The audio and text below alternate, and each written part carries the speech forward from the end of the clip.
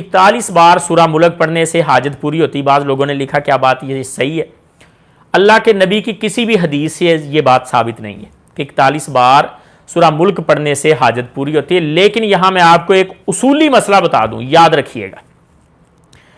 قرآن مجید سارے کا سارا شفا ہے، سارے کا سارا وظیفہ ہے، سارے کا سارا ضرورتیں پوری کرتا ہے.